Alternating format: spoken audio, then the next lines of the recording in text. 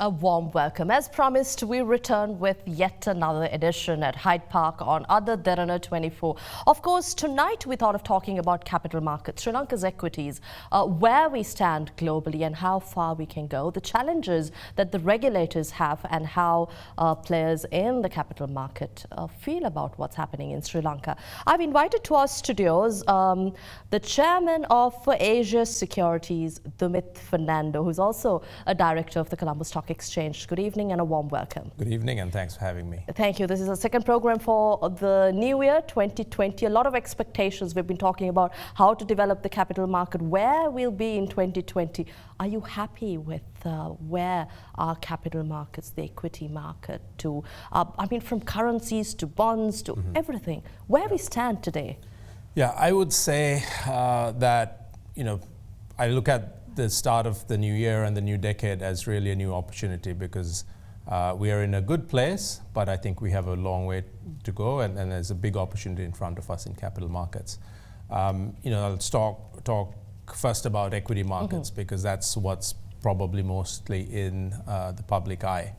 I think we are underperforming in that. We're what I would say punching below our weight class. We have strong corporates, strong earnings, and hopefully, strong policy frameworks coming through with the recent political changes. But for many years, we have had an equity market that has not fully represented our economy.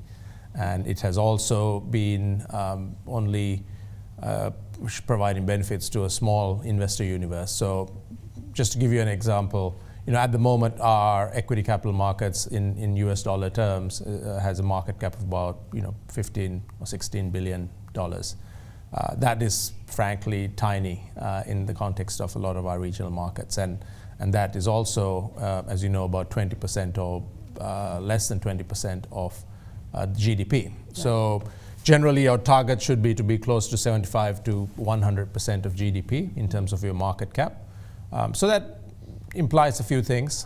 It implies that the public equity markets are not fully represented by all the corporates and industries. It also implies that valuations are low, and that we can speak about in a little bit. Sure. But it also suggests that it is not playing the role that an equity capital market should play in terms of providing savings support for investors, as well as providing capital raising options efficiently for corporates. When you say our equity market doesn't represent the size of the economy, or that we could do better, but you're also in the industry. We have a regulator. We have everyone setting targets every year. You have over 20 years of experience internationally, international exposure. I was just I wanted to tell our viewers too. Group Chief Operating Officer and Managing Director of Credit Suisse, overlooking the Asia region for 6 years, and JP Morgan in New York and Hong Kong for 12 years. Dumith, I think that's a lot of experience we're bringing here to Sri Lanka. But when we see in the rest of the world, when we talk about the New York Stock Exchange or in Hong Kong, Singapore, we see markets shifting. There are decisions that are taken that shift markets, it's very sensitive. At the same time, there's a lot of contribution. Yeah. But why? What are we missing here? I think the participation of not just institutions, but the retail investor base here is significantly lower than what I have seen in other markets. Just to give you some examples, so in my business previously, we had operations in 12 countries, so ranging from large countries like China and India and Japan to smaller countries like Malaysia, Thailand, the Philippines. And in most of these markets, you would see that the equity markets are generally traded probably 30 to 50% by retail investors. So that's really important to me because, first of all, retail investors generally take the first step.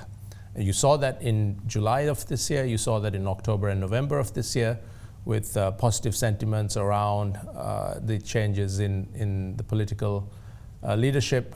It was the retail investor base that really stepped in first and drove markets to a very good place compared to where we were after the Easter attacks. So a vibrant retail investor community is really important for us, and I think that gap stems in this market from two things. One is our very low financial literacy levels, and we can talk about that as well, but that is a fundamental foundation that we need to build a strong retail investor base. Secondly, I would say the very high interest rate environment, and the fact that combined with low financial literacy, investors, retail investors, particularly those who are not as sophisticated, may naturally gravitate towards fixed income-based instruments, bank deposits, fixed deposits, which have, because the high interest rate environment generated a decent return with perceived level of risk that is very low, although we know, it's not entirely the case. The second aspect of it, I think, is the local institutional investor base. That local institutional investor base has also been somewhat limited, and I think the outlook we have had for equity markets over the last 2 or 3 years has been saying that, look, it's undervalued relative to other countries and so on and so forth. But we have had some very large institutions who have been completely inactive. As you know, with everything that has gone on with the EPF, we have not had the EPF active in the equity markets in the last 3 years. They finally came in earlier this year, or rather earlier in 2019, but in a very limited basis. So we need institutions like that to be active participants in this market as well. The third piece is obviously foreign investors. Foreign investors have been doing anything from 35 to 50% of this market. Now that's great when they're active, but what we've seen in the last 4 or 5 months is continuous selling by them. So and that will happen, right? Foreign investors will come in and they'll go out when global macro indicators and other market indicators suit them. But we don't have that support base here. So what you see now is when foreign investors start selling aggressively, markets tend to go down. And if we had a support base of retail and domestic institutions stepping in to capture those sales, I think we'd have a much more stable market. Now, that's what I would call the demand side, right. The buyers, the investors.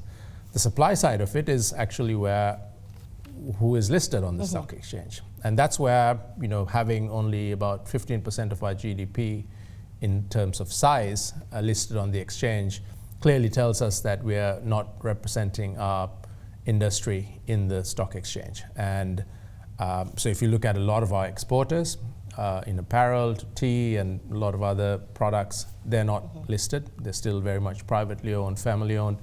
We have some of the largest state-owned companies, like the banks, insurance company, which are not listed. And you have to think of that in the context of, again, where the other markets in this region are.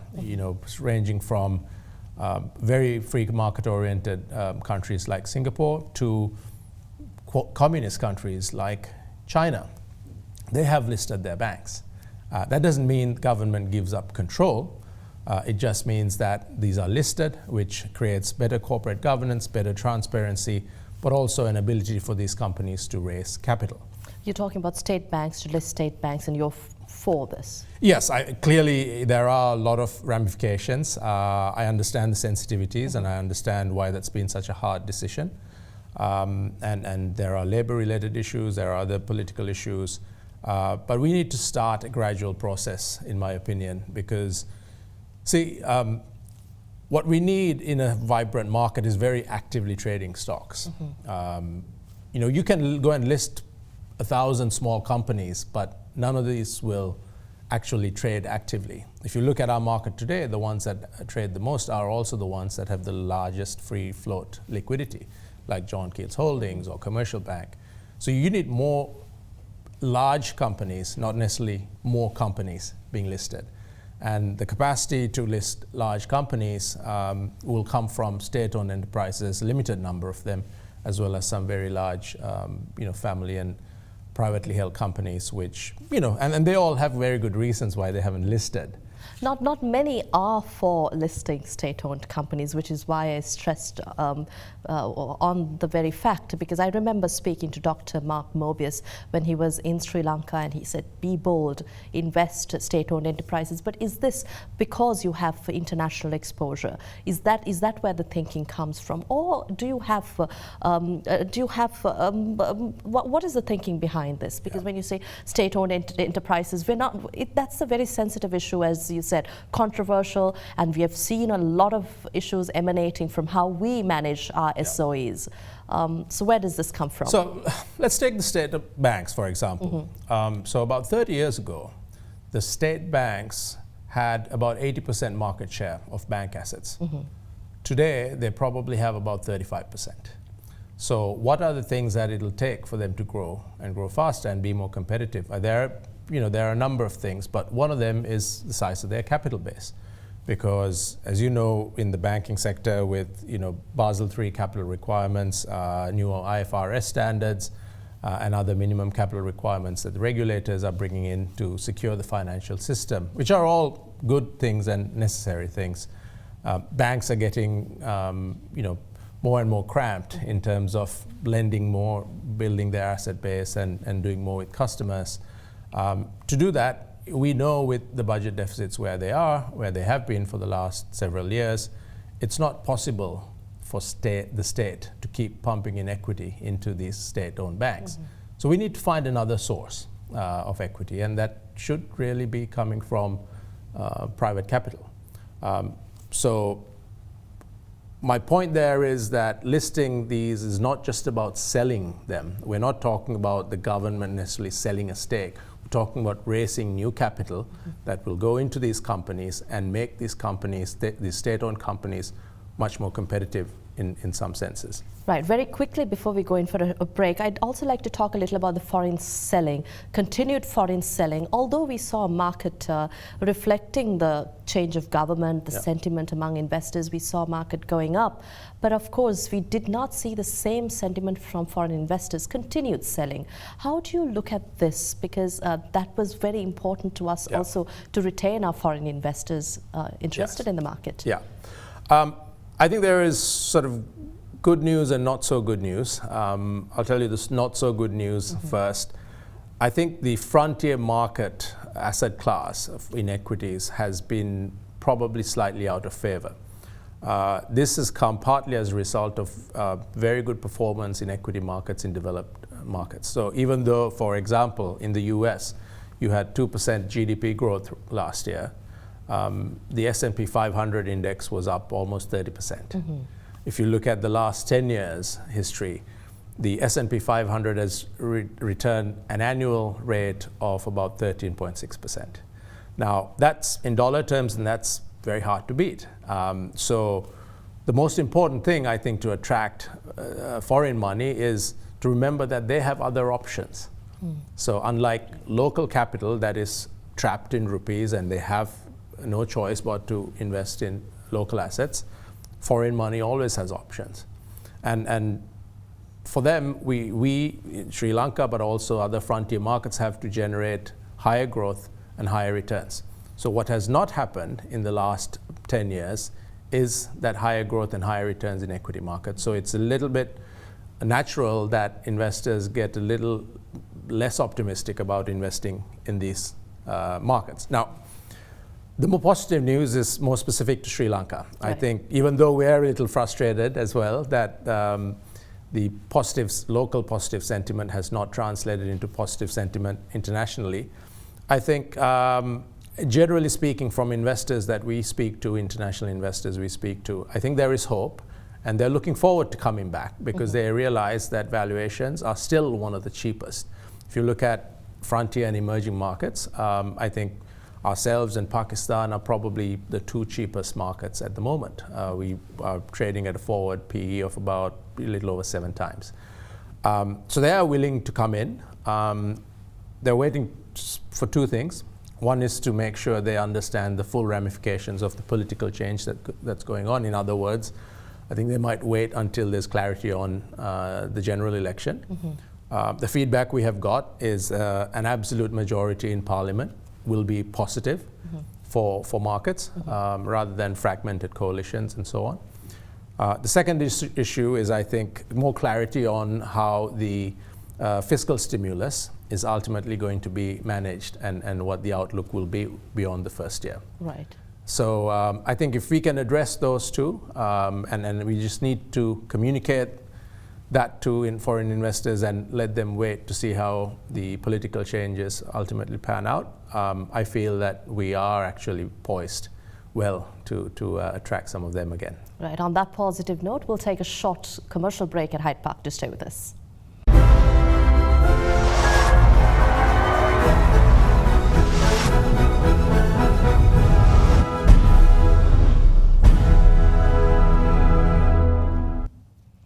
Welcome back. You're joining us at Hyde Park, and we're talking to the chairman of Asia Securities Dumith Fernando, who brings a wealth of international experience in international banking, global markets and wealth management.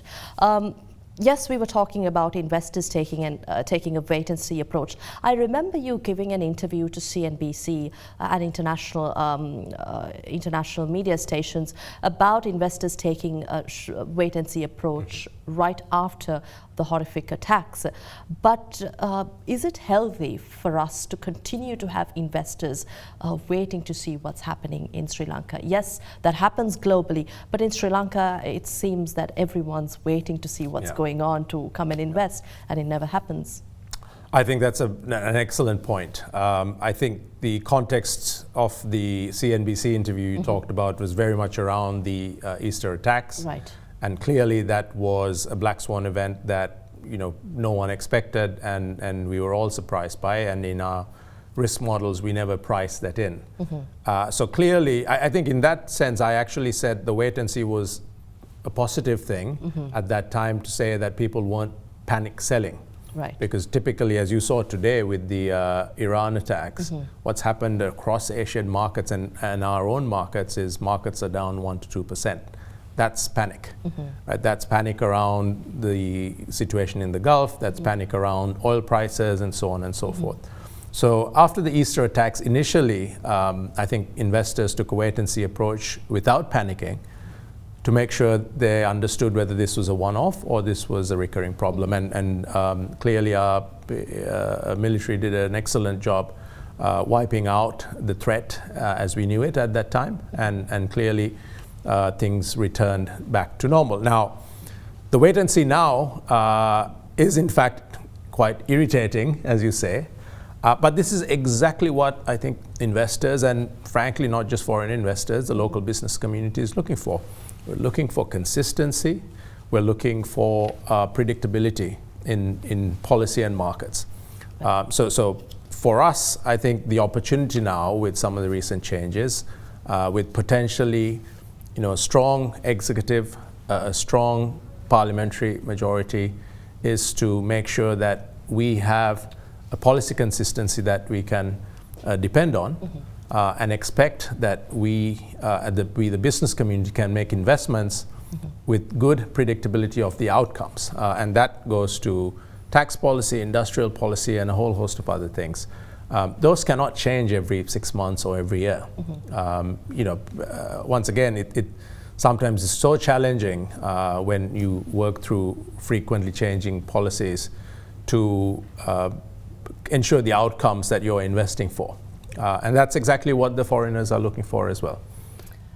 When you say yes, policy changes, we're looking for policy consistency, this is a matter that I have spoken here at Hyde Park and even at previous issues. This has been a problem for Sri Lanka, regardless of governments in power, regardless of what administration. But what can we do from the side of the regulator, from the industry side, in order to mitigate these challenges and have a positive outlook? 2020 has been a big expectation for us here in Sri Lanka. Yes. I remember in 2000 we looked at 2020 and said we're going to be here, but the question is how far have we come? But what can the industry and the regulator do in order to overcome these challenges? Yeah, no, it's a good question once again, because you're absolutely right. Sri Lanka, and frankly not just Sri Lanka, a few other countries in the region as well, I would characterize our progress as having been sort of 2 steps forward and 1 step back, we are on the right trajectory. We are hitting good macroeconomic numbers, income numbers. Those are all in the right direction. But if you look at the last 3 years, we've grown at an average of 3.5%. And that's absolutely not where we should be. Number of issues led to that, including some natural disasters, terrorism and other things. But we need to have a capacity to grow closer to the 6% range. I know that's the objective on the President's manifesto, to grow at 6.5% over the next few years. And I don't think that is impossible. I think we'll have to take some steps before we get there. Now, what we expect, once again, as regulators, and by regulator I mean through my role in the stock exchange, we're obviously an exchange, but also play a self-regulating and regulating role. What we need is a market development strategy that lays out, once again, a path to liberalization in certain areas, a path to making it easier to access for investors, and a path that allows us to go and promise the world that here is an investment opportunity that is supported fundamentally by good growth opportunity, but also not going to be derailed through road bumps in terms of surprises on regulation or taxes or whatever else. Now, running an economy is a tricky thing. I know running a business is a tricky thing for me, so running an economy is going to be 100 times harder. And so you have to be dynamic. You have to change policy sometimes to meet our needs. But I think the important thing is that we develop a game plan that has the right intentions at heart, which is that we want to make or develop a country with prosperous citizens, and that we are going to recognize what's unique about Sri Lanka when we do that. You mentioned about liberalization, but this is not something that we in Sri Lanka are we accept openly. We're rather skeptical sometimes when you say liberalization, whether it's going to be too loose for us to have control over. But when you say liberalizing, how far and what do you mean here? Yeah. So, I think we have to think hard about the role of the private sector and the role of government. I am not one of those who sits there and always complains about the government not doing something for me. And I don't think the business community should make that their default state of being. If you're a competent business leader, I think you take what's served to you, whether it's government, external factors, and so on and so forth, and you try to find a way. And I think the rule of creative destruction in the industry speaks to the fact that those who can work within that environment and achieve good business models will survive, and then some of the others will probably find it much harder. So by liberalization, what I mean is that we need to take away, first of all, the bureaucracy and the red tape where that exists. And that's not just a government thing. That exists in other organizations, including the private sector. Secondly, we need to create transparency in markets and access. So we need to create investment opportunities that are transparent. We need to create ways in which people understand what their markets are and open up market access. We also need to think of liberalization in terms of allowing outside knowledge to be brought in here. Right. If you think of the Asian tiger economies, how did they grow? Most of them grew through high-tech manufacturing growth. That high-tech manufacturing growth wasn't always homegrown. They invited a lot of foreign expertise and skills, and they found smart ways in which they didn't allow local industry to be taken over, but they found smart ways in which to transfer those skills. And that's what we need. If you think about the biggest challenge I think we have in the long term, not just over the next 5 or 10 years, is how do we reform our economy to be one that is based on innovation and technology. Now, let me give you a small example. I looked at the top 10 market cap companies on the Colombo Stock Exchange 15 years ago, and then I looked at what they are today, 70% of the companies were the same, right? Then I looked over at a period of 15 to 10 over the last 15 years. Then I looked at, for example, the S&P 500, companies in the S&P 500. 25 years ago, 8.5% of the market cap of the S&P 500 was tech companies. Today, it is 34%. Right? So you see, they've allowed innovation and new sectors to grow, new sectors that are built on higher levels of skill. And that's why, despite the fact that we like to think developed economies are not growing, they continue to provide some of the best investment opportunities. So we need to think about liberalization in that sense, right? We need to think about where our excellent, labor capacity and human resource capacity is currently employed, and whether they're doing the most productive things, given that we're not going to be a cheap labor environment as a upper middle income country. Right. Now, again, I'm not saying something that people haven't recognized before, but I would say that some of the steps that need to be taken, which are long term, have not necessarily panned out exactly that way. I know just recently, I think yesterday I read the news about funding for 10,000 tech-related jobs, or training for 10,000 tech-related roles. So like that, I think we have to actually... Yes, there's also a massive drive to improve IT and that kind of industries, tech and AI. There's a new interest in AI in Sri Lanka, which is interesting. We'll talk about that when we return after this short break. Do stay with us.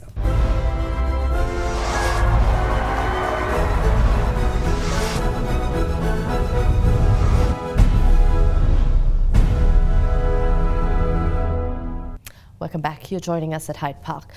Yes, we were talking about the challenges that industries face, the market faces, and Sri Lanka faces going forward. And of course, you had some really good suggestions on how we can mitigate these challenges. But let's get back to financial literacy. Very low literacy, yes, you mentioned this, but this is something we've been talking about for a while. And retail investor participation, we've been talking about trying to improve this, shifting from retail, moving away. But what does this really mean today? How do you look at this? How does the outlook seem in the global market, and how do we translate this to investor involvement in our market? Okay.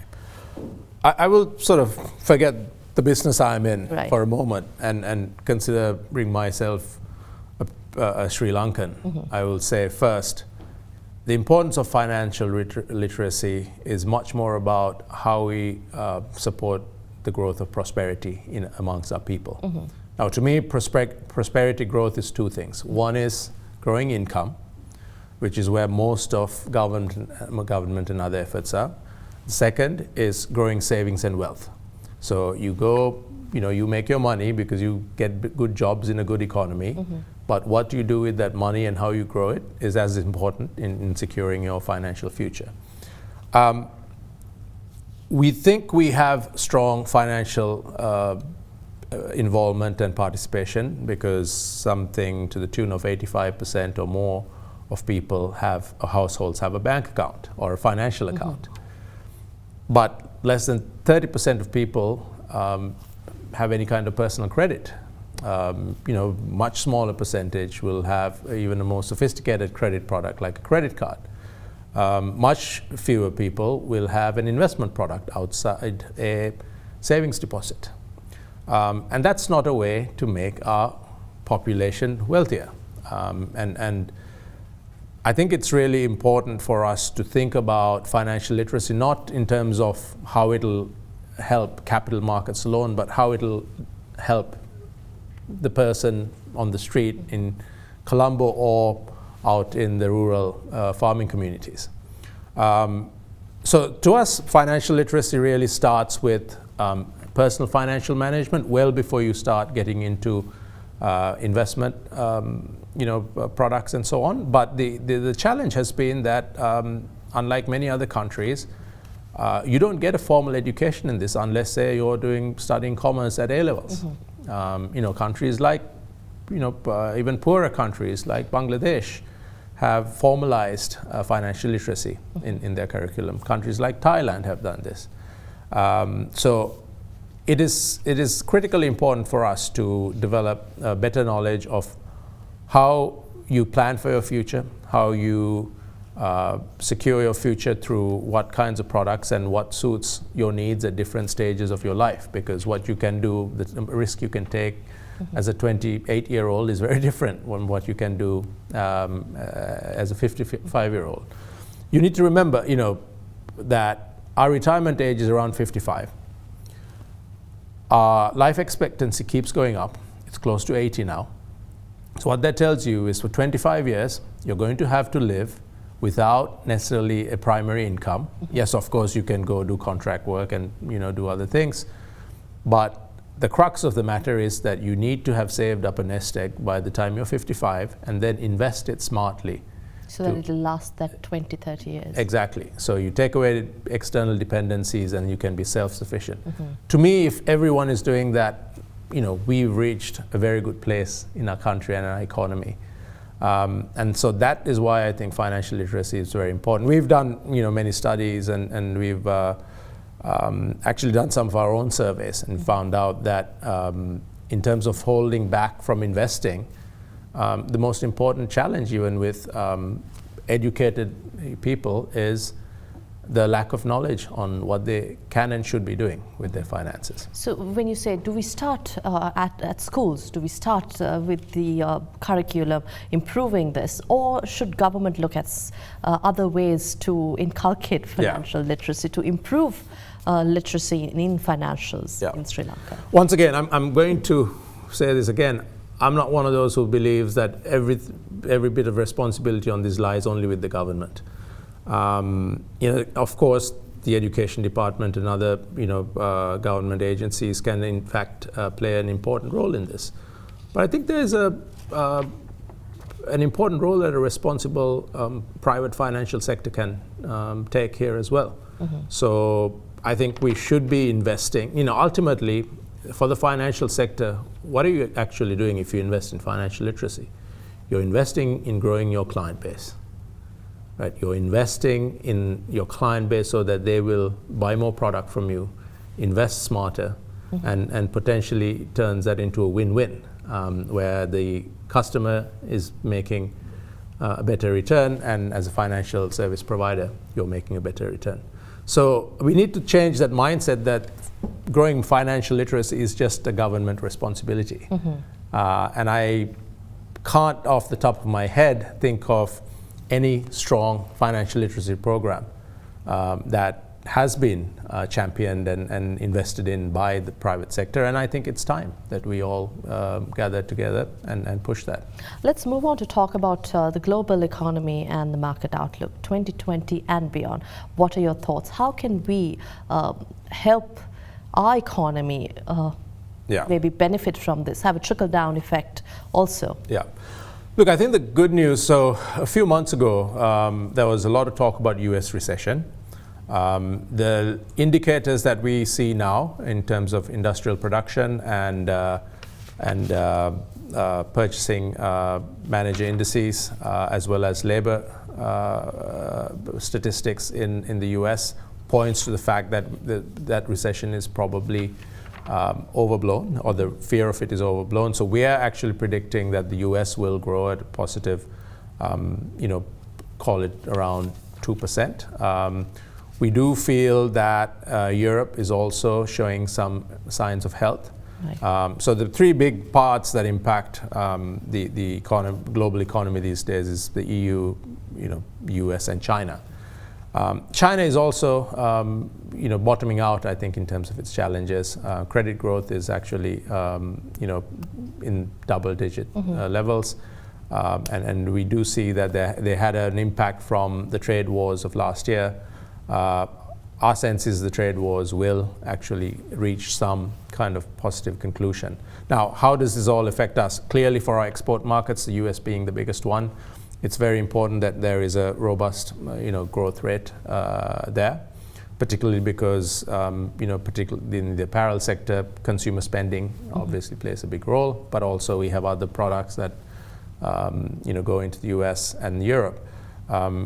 China is an interesting one because as the trade wars have evolved, what has actually happened is a lot of manufacturing has moved out of China. Chinese companies have moved it into other markets like Vietnam, Bangladesh, and we should really be looking at which opportunities we can get out of those as well.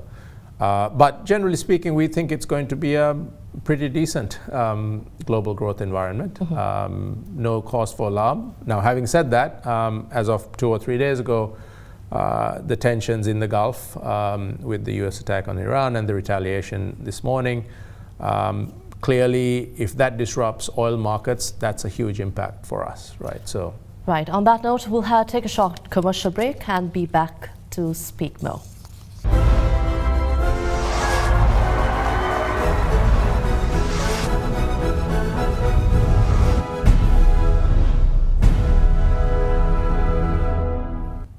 Welcome back.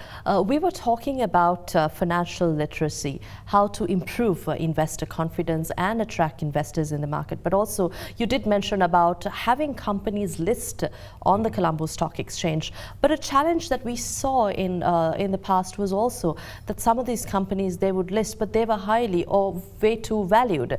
And then soon these stocks crashed. But how do you look at this in bringing companies into the stock exchange? Yes, going for IPOs, but how do you sustain and what should they know before they come in without blindly going in for IPOs just because that was a regulatory requirement? Yeah.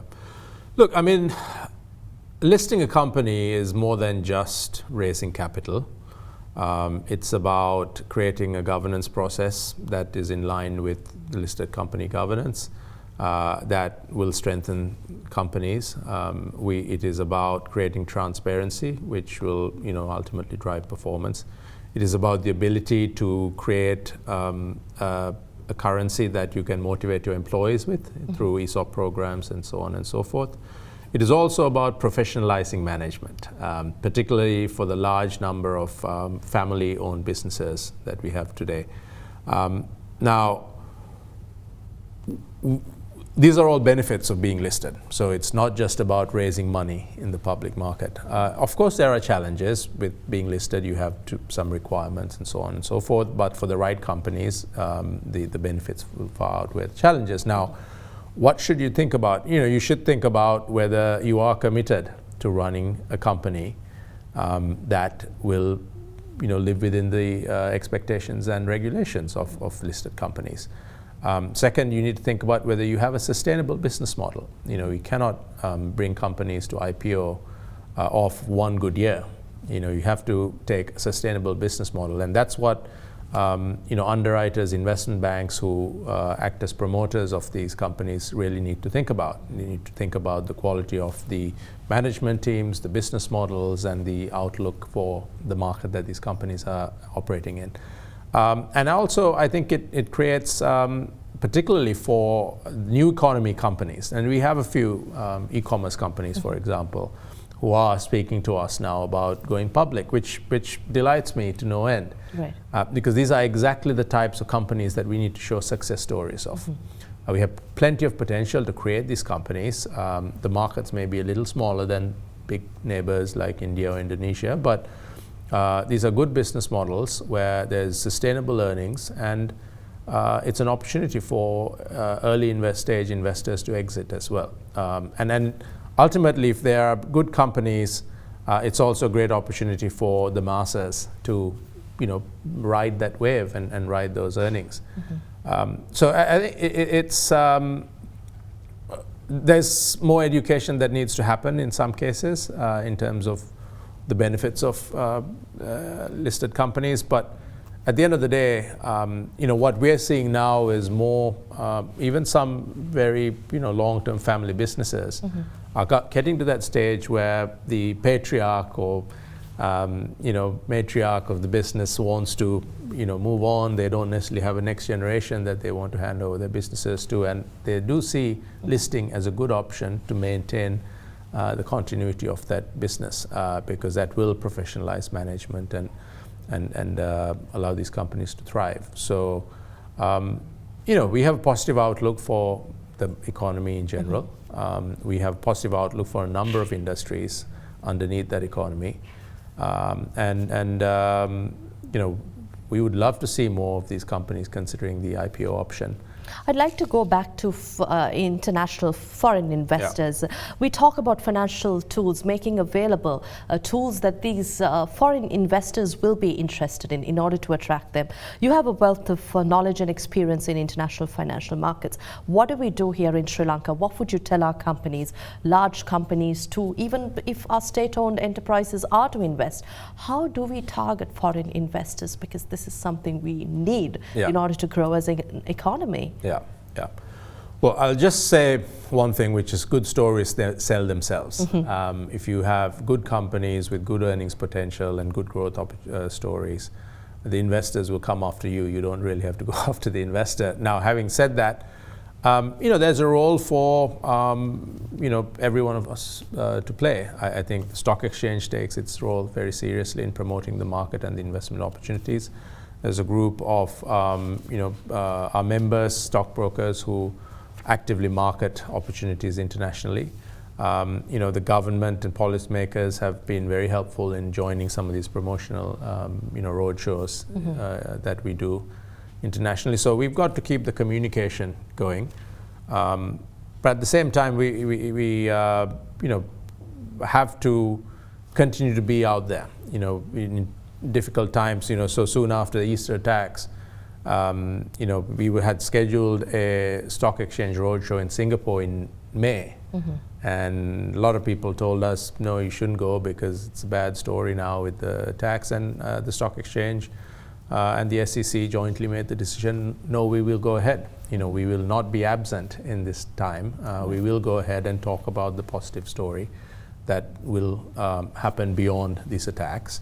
So it's up to us, I think, really, to keep telling that positive story. But fundamentally, it comes down to, I'll turn the tables and say, if you're an investor and you have, 1,000 rupees or 100,000 rupees that you want to invest in something, at the end of the day, it's not, what story I tell you, but it's ultimately whether you're convinced it's an opportunity that's going to give you your money back and more. So we need to create that environment where, through manageable tax rates, low interest rate environments which would reduce the financing costs of these companies, and through sustained demand growth through local and international market access, we are creating an environment for companies to thrive. And then we have a well-regulated market where there is good, decent, ethical behavior, where an investor is not going to be afraid to come, whether you're local or foreign. Frankly, to us as an exchange, the individual retail, if you're a 75-year-old man or woman investing in this market, it's as important for us to protect you as it is for us to protect a big international investor. So if that environment is in place, I think we can very easily sell our good companies. Thank you very much for your time, and all the very best to our capital market, our stock exchange, and our industry for a prosperous 2020 and decade ahead. We had with us a chairman of Asia Securities Dumith Fernando, who is also a director at the Colombo Stock Exchange, formerly Group Chief Operating Officer and Managing Director of Credit Suisse Asia region and JP Morgan in New York and Hong Kong for over 10 years. Thank you very much for joining us here at Hyde Park. We'll see you again next week at the same time, same place. Thank you very much. Thank you very much.